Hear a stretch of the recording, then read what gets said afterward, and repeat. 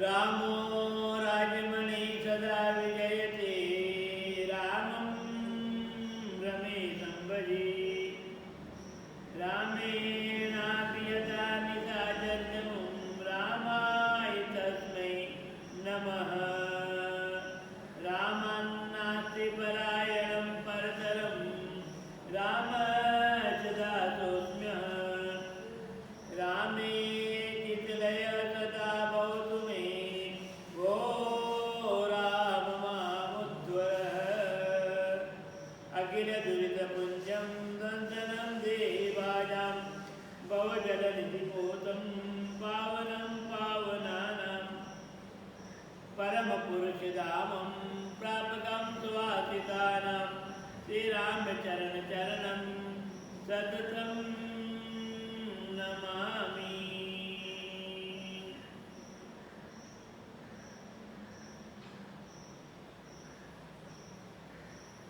अतुलितबलधामं हेमशैलापदेहं धनुज्वलकृतानं ज्ञानिनामग्रगण्यं सकलगुणनिधानं वानराणामधीतं रघुपतिप्रियभक्तं वातजातं नमामि।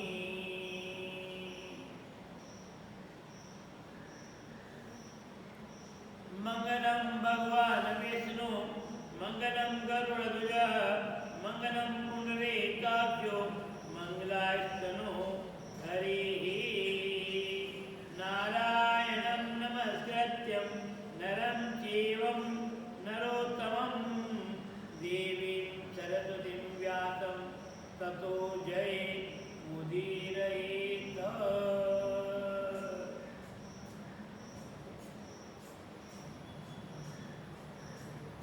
मुखं करोति वाचालं पंगुं लंघयते गिरिं यत्कृपातमहं वन्दे परमानन्दमाधवम्।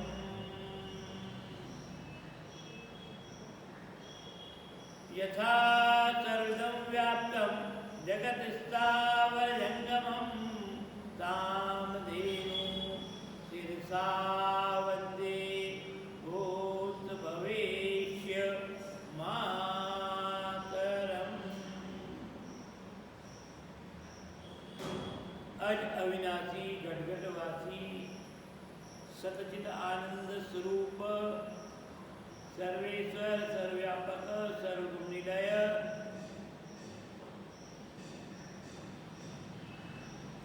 भक्त वांछा कल्पतरु परमात्मा के पवित्र पावन मधुर युगल श्री चरण कमलों में अनंत बार कोटिश प्रणाम निवेदन करता हूँ।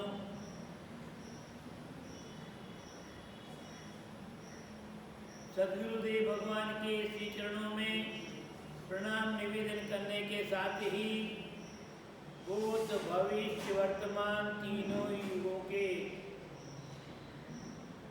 महापुरुषों के दिव्य चरणों में बारंबार प्रणाम।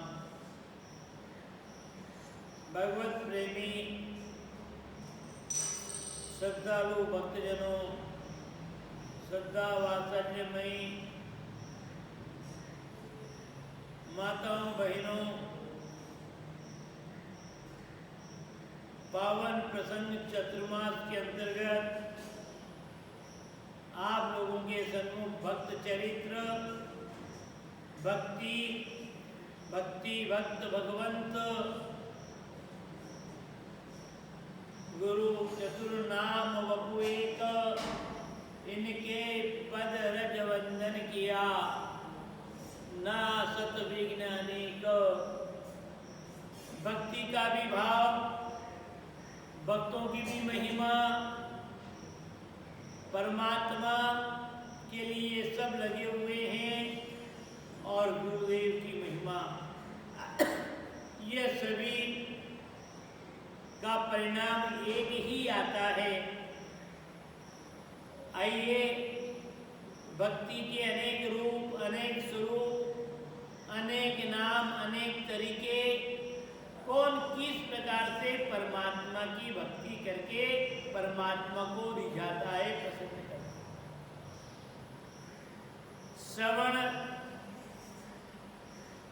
कीर्तन और स्मरण। श्रवण भक्ति का सर्वश्रेष्ठ उदाहरण महाराज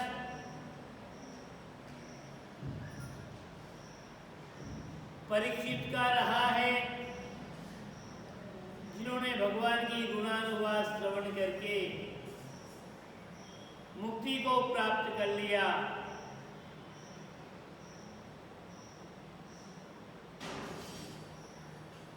कीर्तन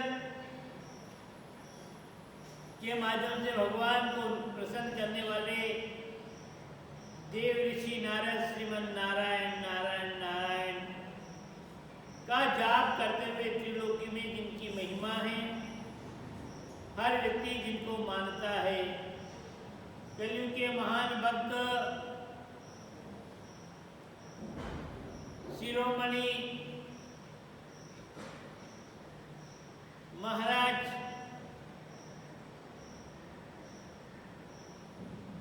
जिन्होंने अपने 56 करोड़ स्वर्ण मुद्रा का त्याग करके भगवान विष्णु की शरण स्वीकार कर ली, ऐसे नरसिंह जी का पावन चरित्र कीर्तन के रूप में प्रसिद्ध हुआ। स्मरण याद करना, याद करके परमात्मा को प्रसन्न करना और मोक्ष को प्राप्त कर लेना, और याद करने के अनेक स्वरूप हैं, अनेक महिमाएं हैं, अनेक नाम हैं। गणिका एक गरज करी मन में, हरि की शंक नहीं कछु मन में।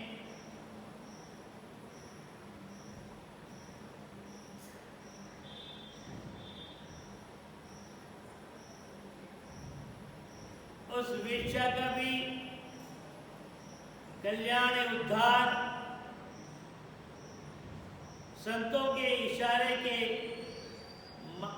माध्यम से तोते को ज्ञान देना और तोते के माध्यम से अपने आप को राम के नाम पर स्मरण करते हुए अपने आप को न्यौछावर कर देना, यह है स्मरण भक्ति। भगवान शिव हर समय स्मरण में ही लगे रहते हैं।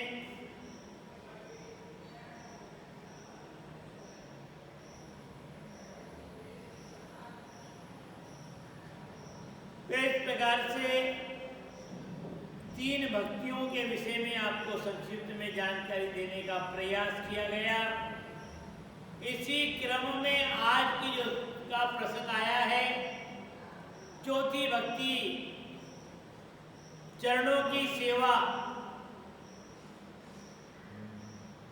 कहीं पर भी देखें रामचरितमानस में चौपाइयों के शुभारंभ में वंदना में चरणों का नाम दिया। हनुमान जी महाराज की महिमा का वर्णन करते हुए हनुमान चालीसा में और रामायण के माध्यम से अयोध्या कांड के शुभारंभ में श्री गुरु चरण सरोज रज कहा। श्री गुरु चरण सरोज रज निज मन मुकुर सुधार, बर नौ रघुवर विमल जसु, जो दायक फल चार। बंदौ गुरु पद पदुम परागा, सुरुचि सुवास दरस अनुरागा। ये चरणों की वंदना है, पाद सेवनों चरण वंदना। एक भक्त के सामने साक्षात परमात्मा प्रकट हो गए और भक्त ने आंखें नीची कर ली। मुखारविंद की ओर देखा नहीं, भगवान की ओर देखा नहीं। बड़ा आश्चर्य लगा भगवान को कि मेरे दर्शन के लिए सारी दुनिया लालायित रहती है। ऐसे क्षण में, ऐसे समय में मैं इस भक्त के इच्छाओं को पूर्ण करने के लिए साक्षात प्रकट हो गया।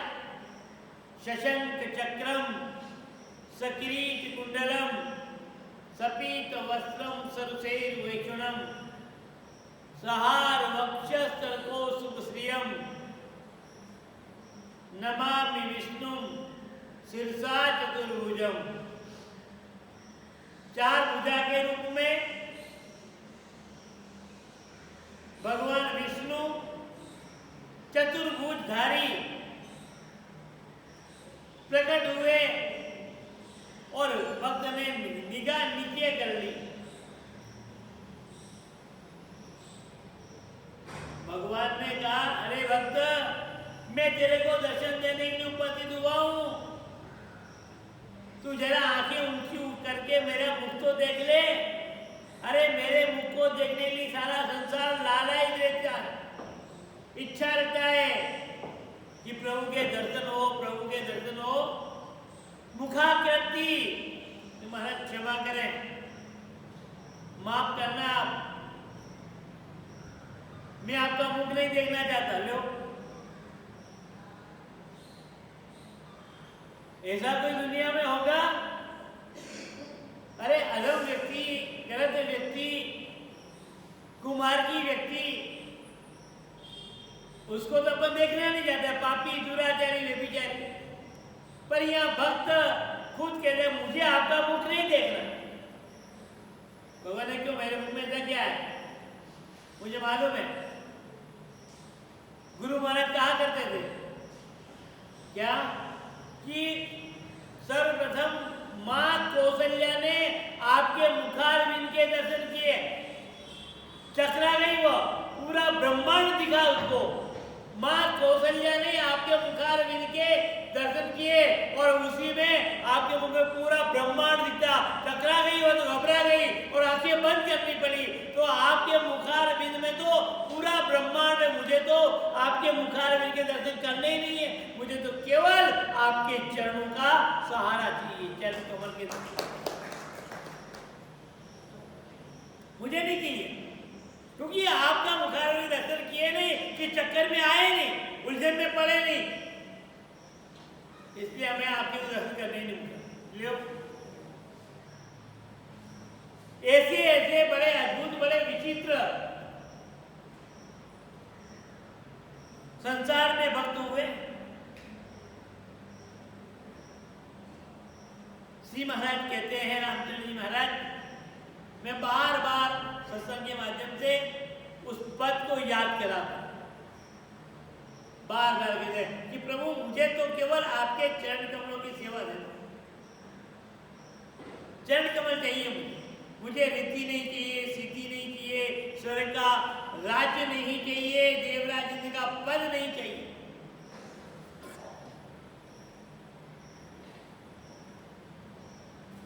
मुझे तो केवल आपके चरण, शीश धरूं गुरु चरण तल, शीश धरूं गुरु चरण तल, जिन दिया नाम तत्सार, राम चरण अवरेर दिन सुमरे बारंबार। मैं गुरु महाराज के चरणों के की वंदना करता हूँ, चरणों का नमन करता हूँ, जिनकी कृपा दृष्टि से मुझे जगत का तत्वबोध क्या है, सार क्या है, निचोड़, जिन दिया नाम तत्सार, चार वेदों का, 6 शास्त्रों का, 18 पुराणों का, और 18 पुराण तो है पर 18 उपपुराण भी है।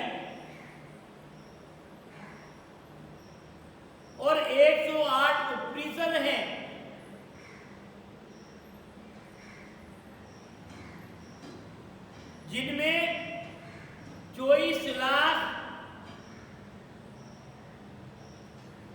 ये 36 हो गए, और 25,000 श्लोक ये मंत्र हैं। आप कल्पना करो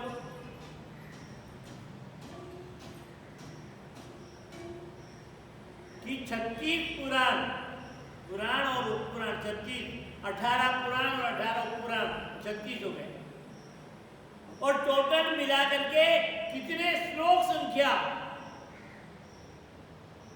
24,25,000 मंत्र, जिसमें क्या क्या पढ़ेंगे, क्या क्या सुनेंगे, क्या क्या याद करेंगे, कितना ढूंढेंगे? पूरी जिंदगी खप जाए। एक को पढ़े और दूसरे को पढ़ने लगे और पहले वाला भूल जाए। तो स्वामी जी महाराज कह रहे मैं तो आपके चरण में आ गया और मुझे तो आपके चरण कमलों का सहारा मिल गया, और आपने ही ना सभी शास्त्रों का सार, तत्व, चाबी। मकान चाहे कितना ही बड़ा हो, बहुत लंबा जड़ो, कितने एकड़ में मकान बना हुआ हो, और समस्त पूरे एकड़, कितने एकड़ मकान बना, और चारों तरफ परकोटा, उसमें एक दरवाजा, और एक दरवाजे में एक कुंडी, कहाँ का जोड़ी? मकान बड़ा, फिर दरवाजा, परकोटा भी बड़ा, और फिर दरवाजा छोटा, और दरवाजे में फिर एक कुंडी छोटी, और उसमें भी फिर एक छोटा सा ताला, एक छोटा सा ताला, और उस ताले को बंद करने के लिए, खोलने के लिए एक छोटी सी चाबी। संपूर्ण मकान का रहस्य क्या है? संपूर्ण मकान का रहस्य क्या है? आपने पूरा मकान खरीद लिया, मकान को अंदर जाकर के, अंदर बाहर से अच्छी प्रकार से देख लिया, कहाँ पर क्या क्या चीजें ये भी आपको मालूम है, सौदा हो गया, रजिस्ट्री हो गई, और उसके बाद मकान आपके नाम पर हो गया, पर उसने चाबी नहीं दी हो तो एक छोटी सी वो केवल चाबी नहीं दी। आप ये दोगे साहब मकान तो मेरे ही है, मेरे नाम से ही है, फिर क्या हुआ? सब चाबी अभी नहीं आई। वो तत्व, चाबी क्या है? वो उस मकान का सार तत्व है। तो स्वामी जी महाराज, रामचंद्र जी महाराज भी गुरु महाराज के चरणों में वंदना करते हुए, और तुलसी जी भी श्री गुरु पद नक मणि गण ज्योति सुमिरत दिव्य दृष्टि ही होती। ये चरणों की सेवा, चरणों का सहारा, और चरण से भी ज्यादा महत्वपूर्ण चरणों के नीचे की वो मिट्टी जिसे रज कहते हैं, और पावन को पावन करती है।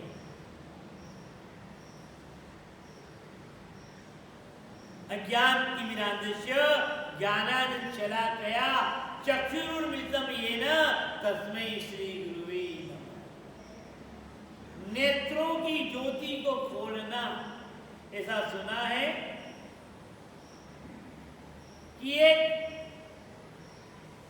उल्लू नाम का पक्षी वो घोंसला बना करके अंडे देता है, और अंडे में से फिर सेज करके एक निश्चित अवधि के बाद में बच्चे निकल जाते। बच्चे बड़े होते हैं पर उनकी आंखें नहीं खुलती, और उनकी आंखों की एक दिव्यता है, और वो दिव्यता क्या है कि वो अंधेरे में देख सकते, प्रकाश में बड़े दिखाई नहीं देते, और उनकी आंखों की विशेषता कि अंधेरे में किसी को भी साफ देख सकते हैं। आपकी हमारी आंखें हैं, हम अंधेरे में देख सकते हैं क्या? हम प्रकाश में ही देख सकते हैं। बिना प्रकाश के सहायता के हम किसी को देख नहीं सकते, पर वो उल्लू नाम का पक्षी वो अंधेरे में भी देख सकता है। और उस बच्चे की आंखें खुलवाने के लिए एक विशेष प्रकार का पत्थर जिसे पारस कहते हैं, और पारस उसकी आंखों के ऊपर लगाता है। और उस पारस की विशेषता है कि किसी भी प्रकार का लोहा हो, किसी भी प्रकार का लोहा हो, वह लोहा सोना बन जाता है छूने से, स्पर्श करने से। ऐसे कितने ही महापुरुषों ने उदाहरण दिए हैं। रामचंद्र जी महाराज तो कहते हैं हम राम रसायन पाए, हमारे को यह पारस नहीं चाहिए, मेरे को तो राम नाम रूपी रसायन मिला, और इस रसायन से जिस देखो उधर सोना ही सोना, नजर दौलत। इस पारस को लेके क्या करूं? अरे लोहे को सोना बना देगा, बहुमूल्य धातु है, छुआ देना, करना क्या, इस पर तो करना है।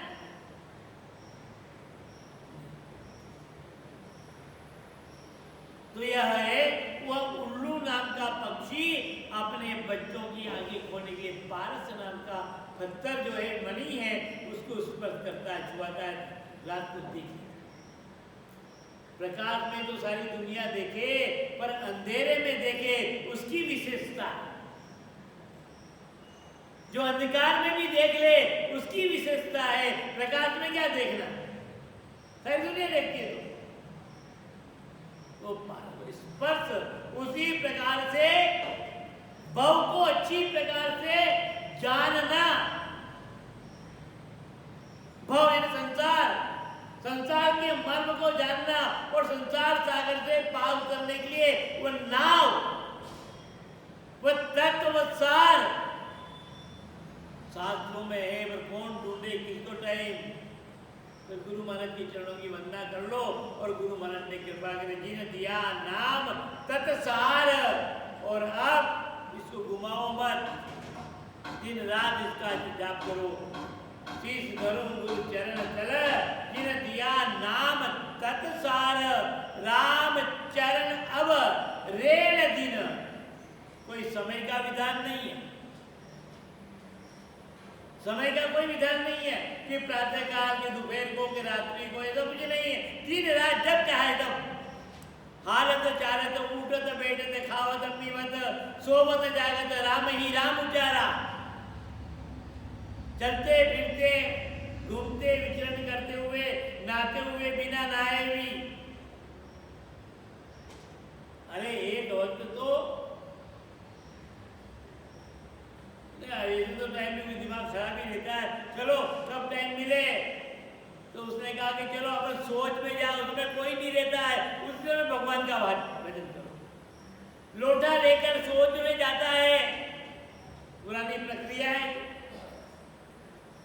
आजकल तो घर में सब साधन, लोटा ले जाने की जरूरत नहीं है, नल लगे हुए, और पाश्चात्य संस्कृति में नल भी नहीं, वहां तो ये भी नहीं है।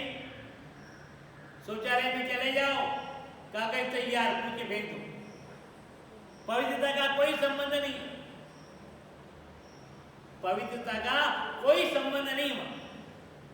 शुद्धता नाम की कोई चीज नहीं है, सफाई है पर पवित्रता नहीं है। भाइयों, जीवन में सफाई भी जरूरी, और सफाई के साथ में पवित्रता और ज्यादा जरूरी। आज व्यक्ति सफाई पसंद है पर पवित्रता पर कोई ध्यान नहीं। सफाई पसंद है पर पवित्रता पर ध्यान नहीं है, और जब पवित्रता पर ध्यान नहीं है तो हमारे विचार कब निर्मल होंगे, हमारी प्रवृत्ति कब निर्मल होगी, हमारे आचरण कब निर्मल होंगे, हमारे कर्म कब निर्मल होंगे। हम भले कितनी पूजा पाठ कर लें, कितने दान पुण्य धर्म कर लें, पर इन सब में पवित्रता बहुत जरूरी है, निर्मलता बहुत जरूरी है। कि भगवान ने कहा कि निर्मल मन जन सो मोहि पावा। निर्मल मन जन सो मोहि पावा। मेरे को प्राप्त करने का कोई सीधा सरल सुगम मन को निर्मल करो। निर्मल मन जन सो मोहि पावा, मोहि छल छिद्र कपट न भाव। मुझे दोयम दर्जे की रत्ती कपट पसंद नहीं है। मुझे अंदर कुछ और बाहर कुछ ये पसंद नहीं है। कथनी और करनी में विरोधाभास पसंद नहीं है। जो कहो वो कर लो, या जो करते हो वही कहो। जो आपने किया है वही कह दो। पर बड़ा कठिन है। कहो वो मना करो तो कोई बात नहीं, पर जो किया वह तो सही कह दो ना कि ये किया मैंने, ये ना किया मैंने, ये भी कह दो। पर वहां पर भी छिपाओ बचाओ। व्यक्ति बुद्धिमान हो गया, चतुर बहुत। हर व्यक्ति से अपने आप को ज्यादा बुद्धिमान मानो। अरे विचार करो, परमात्मा जिसने बुद्धि का निर्माण किया है, उससे बढ़कर के भी तुम हो क्या? उससे भी आगे तुम बढ़ गए क्या? जिसने बुद्धि का निर्माण किया,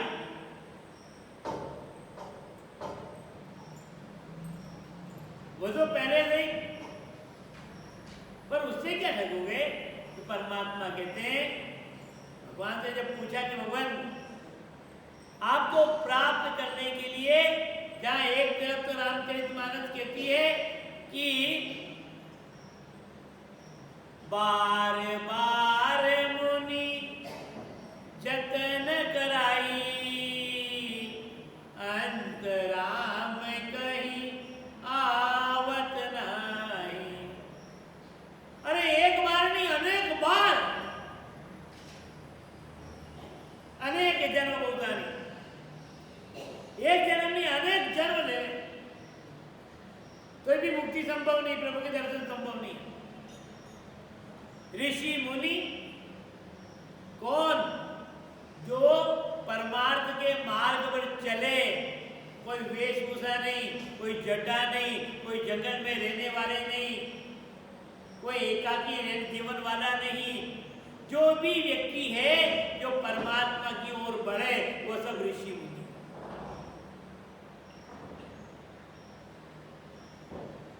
उम्र का कोई तकाजा नहीं है, स्त्री है कि पुरुष है, पत्नी सहित रह रहा है कि अकेला रह रहा है, उससे भी कोई संबंध नहीं है। या ऋषि कौन, मुनि कौन? जो प्रभु के को प्राप्त करने का प्रयास में जुट जाए, वही ऋषि है, वही मुनि। बाकी तो हमारे जैसे साधु दिखावे के लिए, पेट भरने के लिए, लोग पूजा करेंगे, वेद पूजा देंगे, मान देंगे, सम्मान देंगे, इसके लिए अच्छा कहेंगे। ये मन में कपट है, छिद्र है, और दिख रहे हमारे बड़े अच्छे छिद्र, बड़े अच्छे मान रहे। ये सब माया को ठगने की। अरे माया को क्या ठगोगे? माया हमें ठग रही है। माया हमें ठग रही है। हम माया को नहीं, हम संसार को नहीं।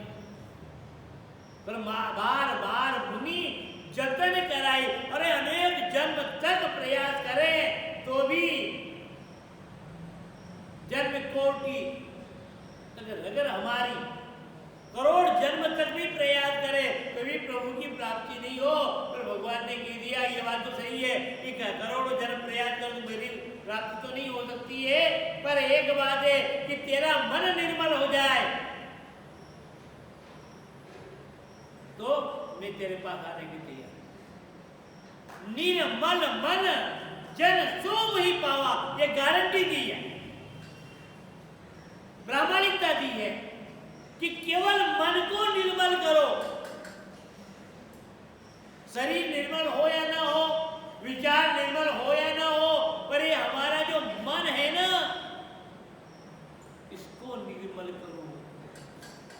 पर मन पकड़ में आया कि कभी? मन पकड़ में आया तो मेरे को बता देना, हाँ मेरा मन पकड़ में। जिस प्रकार भंवरा जो है ना, एक फुट से दूसरे पर, दूसरे से तीसरे पर, तीसरे पर भ्रमण करता रहता है, उसी प्रकार ये मन रूपी भंवरा भी चारों तरफ घूम रहा है। कभी अच्छे विचार, कभी बुरे विचार, कभी निकट, कभी दूर। स्थिर कहां? गुरु कृपा बुद्धि निश्चल भई। गुरु महाराज की कृपा हो तो आपकी बुद्धि में मजबूती आएगी, चंचलता समाप्त हो जाएगी। पर गुरु की कृपा का हो, केवल उनके सिर पर हाथ धरने से कृपा हो जाए, ये बड़ा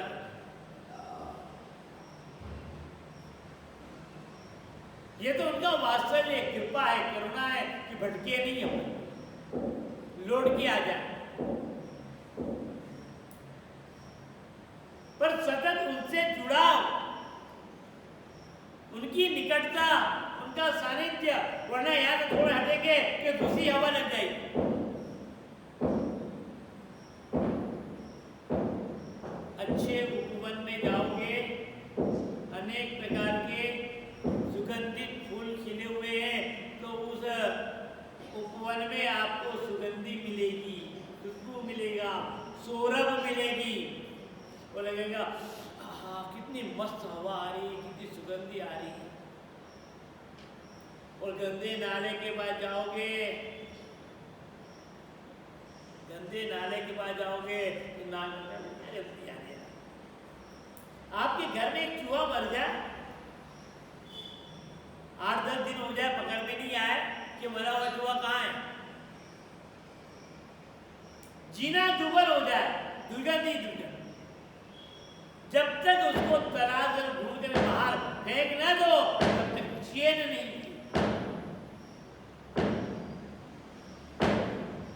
ये मन की वृत्ति है।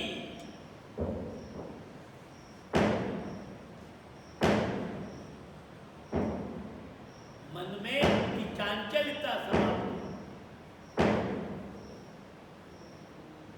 एकाग्रता, और एकाग्रता परमात्मा के नाम में आएगी। चरणों का अवलंबन पकड़ लेंगे, चरण कमल पकड़ लेंगे, अपने आप एकाग्र। ये भक्ति का स्वरूप है भाई।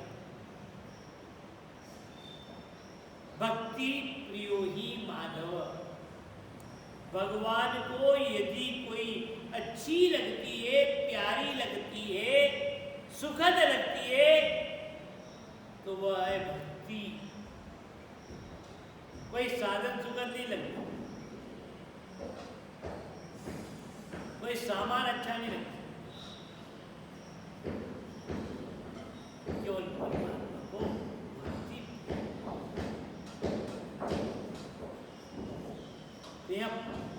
चरणों की सेवा तो स्वामी जी महाराज बार बार कहते हैं, नितिवास और हरि आगे नाचो, नितिवास और हरि आगे नाचो, चरण कमल की सेवा जाजो, चरण कमल की सेवा जाजो,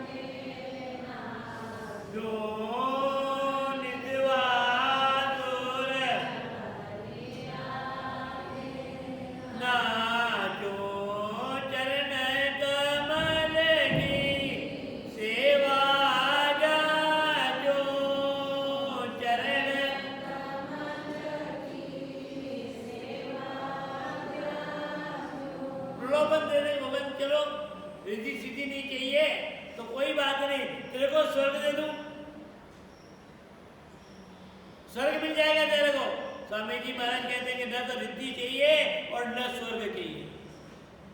स्वर्ग लोक का सुख नहीं चाहूं, स्वर्ग लोक का सुख नहीं चाहूं, स्वर्ग लोक का सुख नहीं चाहूं।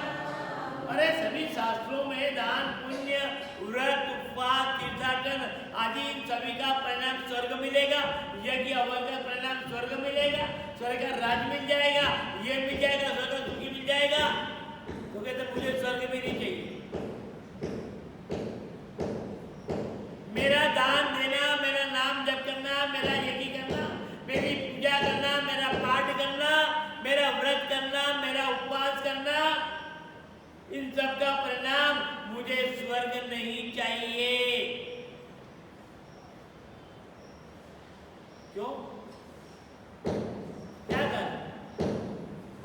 अब आपको स्वर्ग भेज रहे हैं तो भी स्वर्ग जाने के लिए मना है। स्वर्ग लोक का सुख नहीं चाहूं, स्वर्ग लोक का सुख नहीं चाहूं, जन्म पाय हरि दास कहूं, जन्म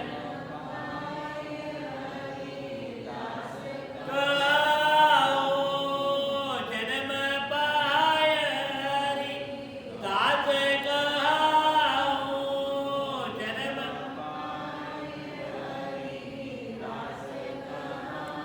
ओ निजवासुर हरिया के ना जो, निजवासुर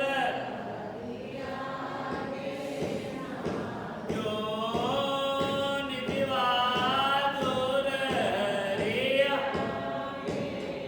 बार बार मुझे जन्म मिले उसका कोई दुख नहीं है, बार बार जन्म मिले उसकी खुशी है मेरे को, जितनी भी बार मिले। पर जितनी भी बार मुझे मृत्यु लोक में आकर के मनुष्य का शरीर मिले तो भी मैं एक इच्छा रखता हूं कि मेरा मन आपके चरणों में लगा है और कुछ नहीं, दुनियादारी में नहीं, स्वर्ग का सुख नहीं चाहिए तो मृत्यु लोक में आएगा तो क्या, चलो शायद हो सकता है मृत्यु लोक में तेरी इच्छा हो कि मृत्यु लोक में मनुष्य बनकर के आए तो चार पदार्थ काम धर्म अर्थ मोक्ष,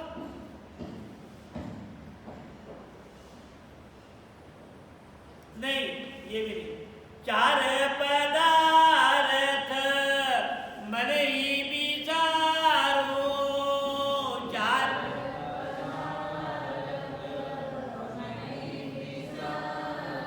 चार पदार्थ मन ही विचारो, चार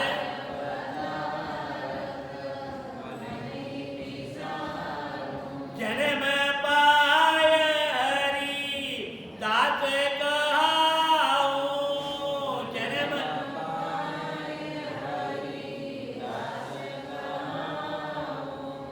जन्म पाय हरि दास कहूं, जन्म पाय। हे प्रभु ये भी नहीं, मुझे मृत्यु लोक में जन्म मिले, मनुष्य का जन्म मिले और चार पदार्थ की आप प्रलोभन दो तो ये भी नहीं चाहिए, परिवार नहीं चाहिए, काम धर्म और अर्थ पैदा भी नहीं चाहिए, और अंतोगत्वा मुक्ति मुक्ति भी नहीं चाहिए।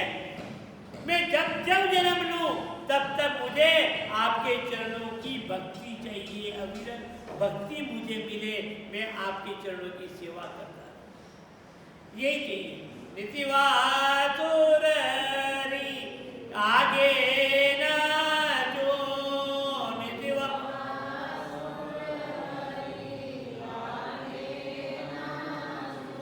चरण कमल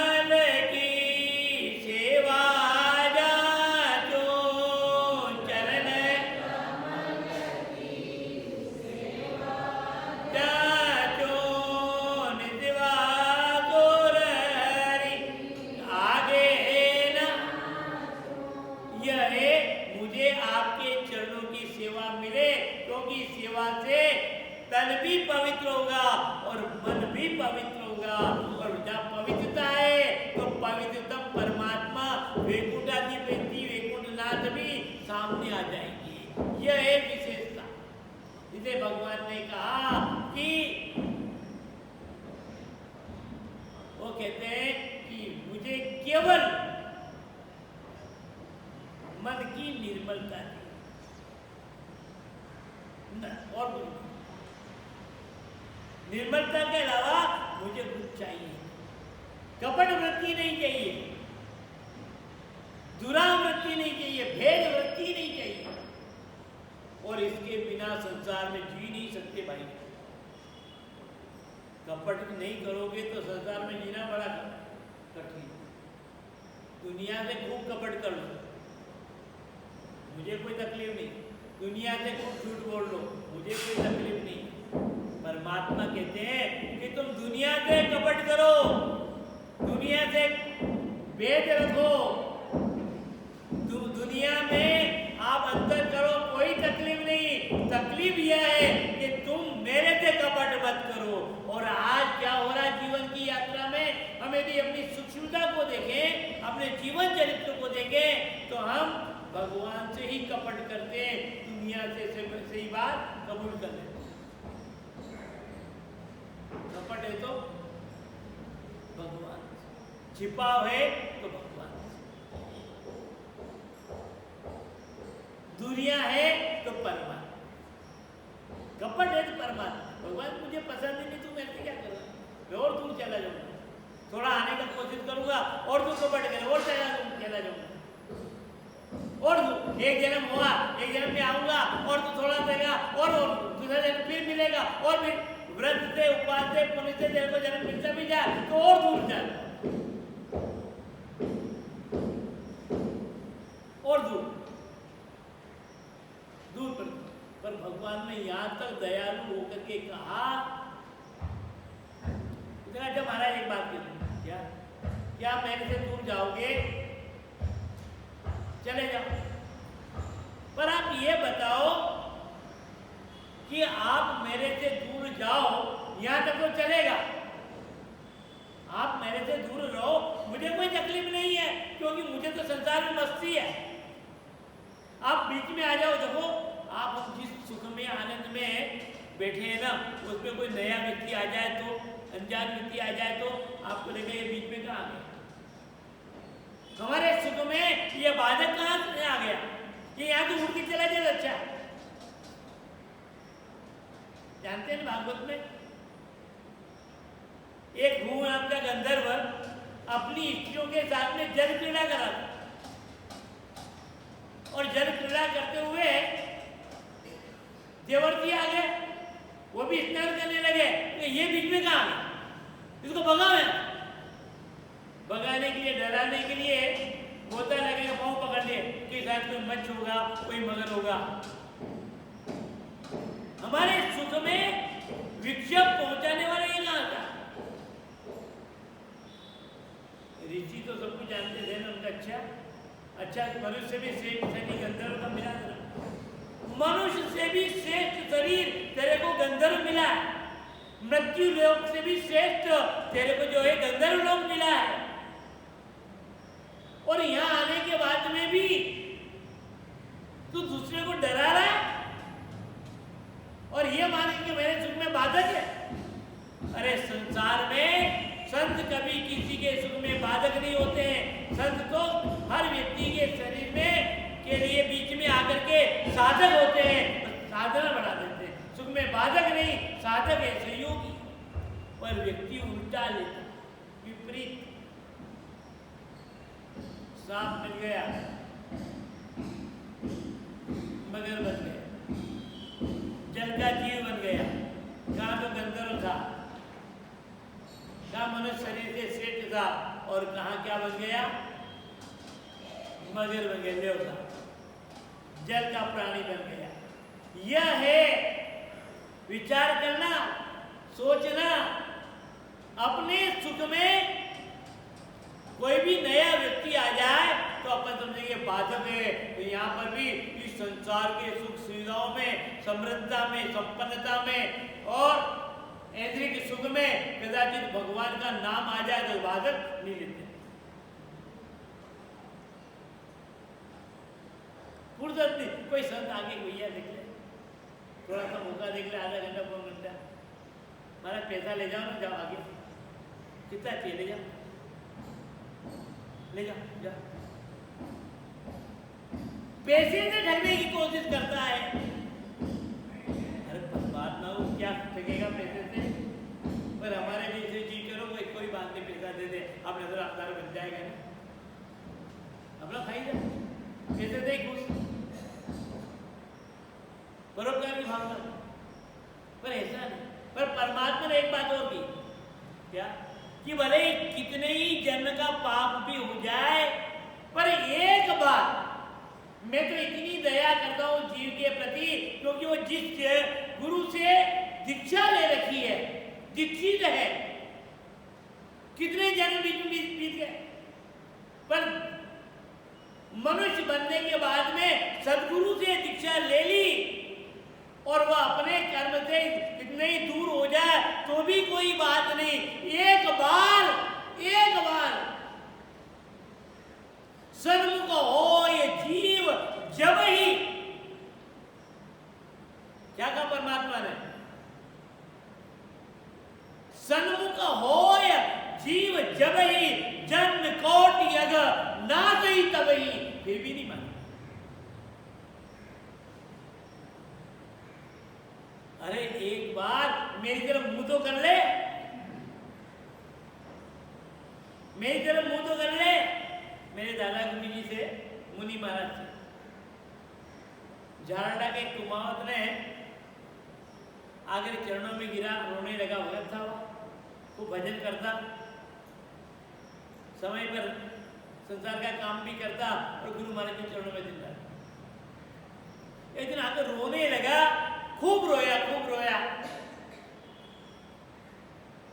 और रोते हुए उसने कहा, भगवान क्या है, बस मैं आपकी शरण हूं, और क्या चाहिए? कि मुझे भगवान के दर्शन करा दो। क्या कहा उसने? मुझे भगवान के,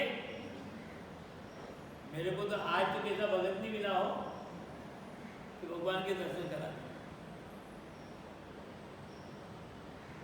आज तो गुरु महाराज को मिला और क्या कि मुझे भगवान के दर्शन करा दो।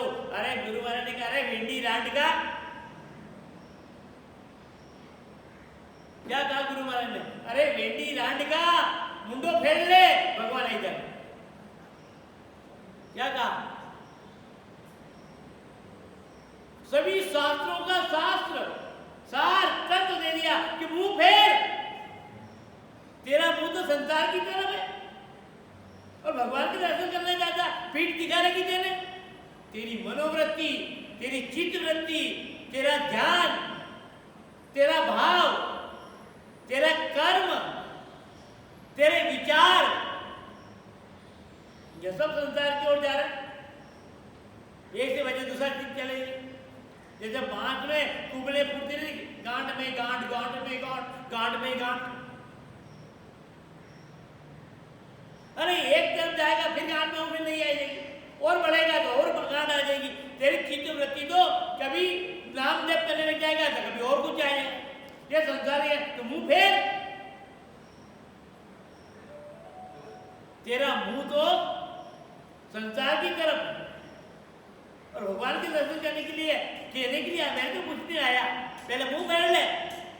यह है सन्मुख हो ये जीव जब ही जन्म कोटि अगर नासई तबई।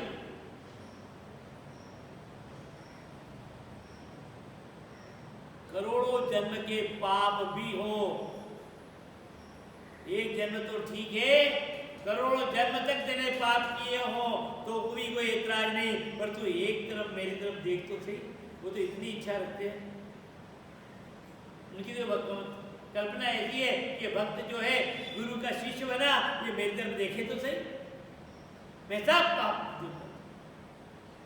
सर्वं धर्मं परित्यज्य मामेकं शरणं व्रज अहं त्वां सर्व पापेभ्यो मोक्षयिष्यामि मा शुच। छोड़ तो सही,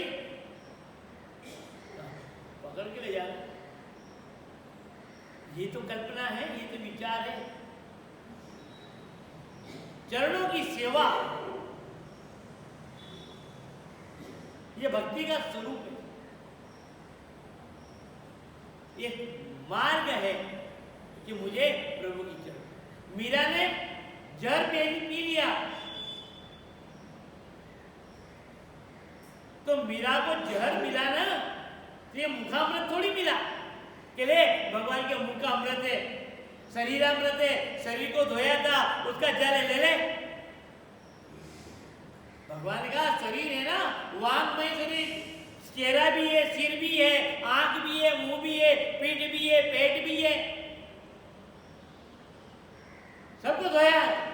पर क्या कहा वो हलाहल जहर को ले जाने वाले ने? क्या कहा? ये प्रभु का चरणोदक है, मीरा पी लो। और यदि मीरा को कह देते कि यह भगवान के शरीर का जो है शरीरोदक है, भगवान के शरीर का शरीरोदक है, ये पी लो, 3 काल में नहीं पीती हो, 3 काल में नहीं पीती। एक काल तो ठीक है, वो पीती ही नहीं, क्योंकि शरीर का जल नहीं चाहिए मुझे, सिर का जल नहीं चाहिए, मुंह का जल नहीं चाहिए मुझे चाहिए तो चरणों का जल चाहिए। आज भी हम मंदिर में जाते हैं ना, आज भी मंदिर में जाते हैं और मंदिर में जाकर के भगवान के भोग का प्रसाद लेते हैं, भगवान के भोग का प्रसाद लेते हैं और भगवान के चरणों का चरणोदक लेते हैं और फिर चरणोदक ले लें बस।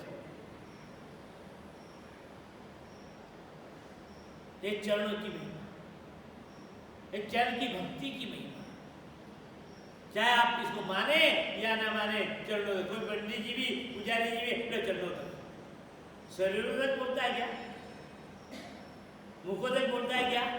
भगवान का सुबह को मुंह धोया था और उसका जल है, ले लो, लो क्या? न शरीरोदक लोगे और न मुखोदक लोगे, केवल चरणोदक चाहिए हमें। हर व्यक्ति आज कहीं भी भारत के किसी भी मंदिर में चला जाए,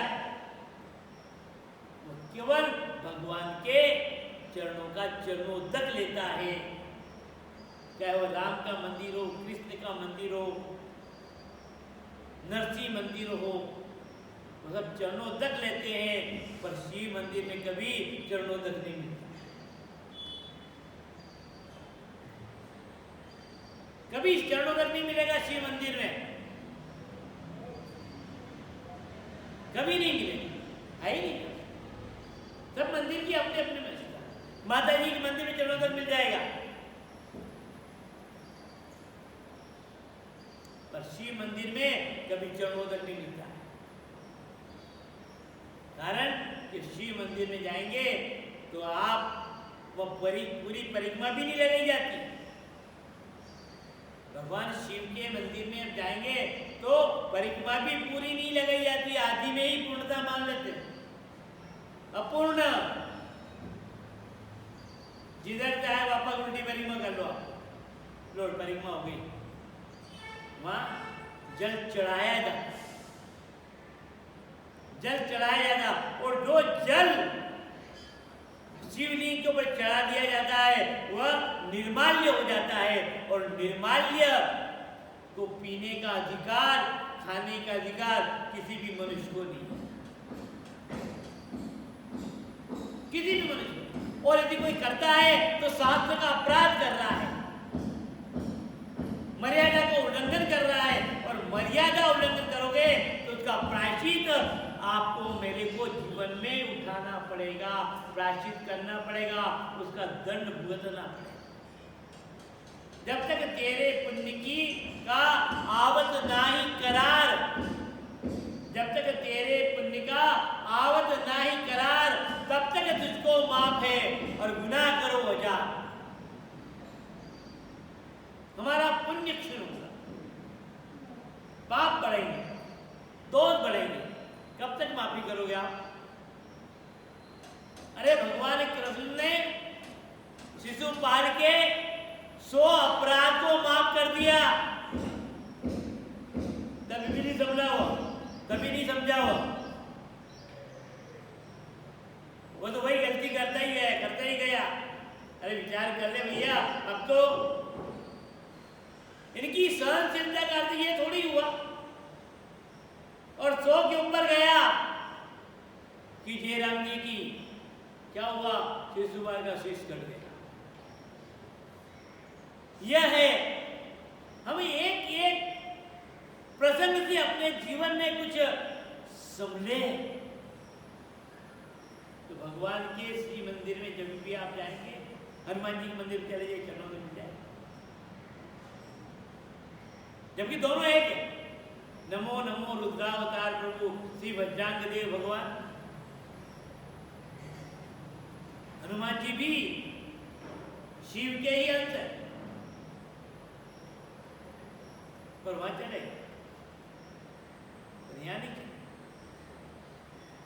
राम मंदिर में चरणों, मीरा ने चरणों तक मान करके पी गई और वो जहर भी अमृत बन गया है, क्योंकि उसको विश्वास था भगवान के चरणों का। कहा श्री महाराज ने कि निशिवा हरि आगे भगवान राम, भगवान श्याम के मंदिर में हम नृत्य करते, क्या रिझाने की। हम यदि मंदिर में नृत्य करते हैं ना, तो भगवान को नहीं रिझाते हैं। याद रखना, हम दुनिया को रिझाने के लिए नृत्य कर रहे हैं। लोग उबार करके कुछ मिले, भगवान को नहीं रिझाना। मीरा भगवान को रिझाने के लिए नृत्य करती थी, और आज हमारा नृत्य भगवान को रिझाने के लिए नहीं, अपने मन को रिझाने के लिए। कितना अंतर पड़ गया? तो प्रायश्चित तो भुगतना ही पड़ेगा। कपट तो है,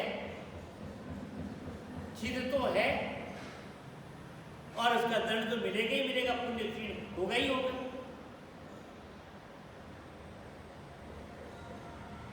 हम अपने जीवन में, हमारे घर में, हमारे परिवार में कोई भी जान करके अनजान से यदि कोई छोटा मोटा अपराध हो जाए,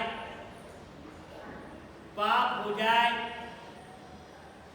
छोटा मोटा अपराध पाप हो जाए, तो उन पापों को समाप्त करने के लिए गंगा जी में चले जाएंगे, गंगा पार तीर्थ में चले जाएंगे, दान करके, पुण्य करके, स्नान करके, देव दर्शन करके प्रभु के मंदिर में चले जाएंगे। तो वो छोटे मोटे अपराध भगवान के दर्शन करने से समाप्त हो जाए, पुण्य की बढ़ोतरी हो जाए, वो पाप समाप्त हो जाए। पर यदि मंदिर में जाने के बाद भी पाप करे तो वो पाप का मिटेंगे। तीर्थ में जाकर के पाप करे तो वो पाप का मिटेगा। पर यदि समर्थ गुरु के साथ हो तो आपको पाप भी, गुरु की कृपा, ये भी ध्यान रखें, सक्षमता। तो यहाँ हमारे जान अनजान से किए गए अपराध के लिए, पाप की निवृत्ति के लिए हमारे लिए ये तीर्थ स्थल है, सत्संग केंद्र है, मंदिर है। तो आप हल्के हो जाओगे। तो इतना ध्यान रखना कि हमारा शास्त्रीय अपराध वहां नहीं, शास्त्रीय अपराध वहां नहीं, उस जगह से। और वही पाप हो गया तो वो चिकना पाप। आपके घर में पानी छानने का कपड़ा है, आजकल तो वो प्लास्टिक की गद्दी आ गई, कपड़ा नहीं। पुराने जमाने में लोग वस्त्र खरीदने के लिए जाते तो दुकानदार कपड़ों को बांध करके, एक कपड़ा और काट करके बांध करके देता हो। उसका पैसा नहीं लेता, उसका पैसा नहीं लेता। एक कपड़ा और उन कपड़ों को बांधने का एक वजह, छोटे तो छोटा, बड़ा तो बड़ा, वो कपड़ा उसमें ये कपड़ा हमारे क्या काम का, छोटा सा, अरे पानी छानने का काम आएगा, गन्ना है तो ढकने काम आएगा, रोटी बांधने का काम आएगा, गन्ना, और वो भी खुशियों के लिए आए। तो वह गन्ना केवल उससे पानी छानने का उपयोग करते, एक तो गन्ना, और ज्यादा हो जाए तो एक और कपड़ा जो चौके पर रहता है, जिसको कहते हैं मोहिता, जिसको कहते हैं। अब एक ही थान के दो भाग हो गए, एक गन्ना बन गया और एक मोहिता बन गया। और माता बहने जानती है, गन्ना यदि गंदा हो गया, साफ कर दिया तो वापस साफ होगा कि नहीं होगा। और ये मोहिते का कपड़ा यदि गंदा हो गया, काला हो गया, और उसको साबुन से रगड़ रगड़ के साफ करोगे तो साफ होगा क्या? साफ होगा क्या? नहीं होगा। क्यों? साबुन में कोई दोष है क्या? कपड़ा एक ही है पर दो भाग है, एक मोहिता बना और एक जो है जलछन्ना बना, गन्ना बना, एक साफ हो गया, एक साफ नहीं हुआ, क्योंकि मोहिते में चिकना बना, घी के तेल के भी हाथ में चिकना बना। भाइयों, वो मोहिता कभी साफ नहीं होगा, कितना ही प्रयास है, कितनी कोशिश करो, दाग लग जाए। तो उसी प्रकार से घर के पाप गन्ने के समान, परिवार में किया गया अपराध का पाप गन्ने के समान, पर यदि तीर्थ में किए गए अपराध को हम जो है मोहिते के समान, फिर तो कितने ही रगड़ो तो भी हुई स्थिति। जब तक सक्षमता के पास नहीं, जब तक आप सक्षम व्यक्ति के साथ,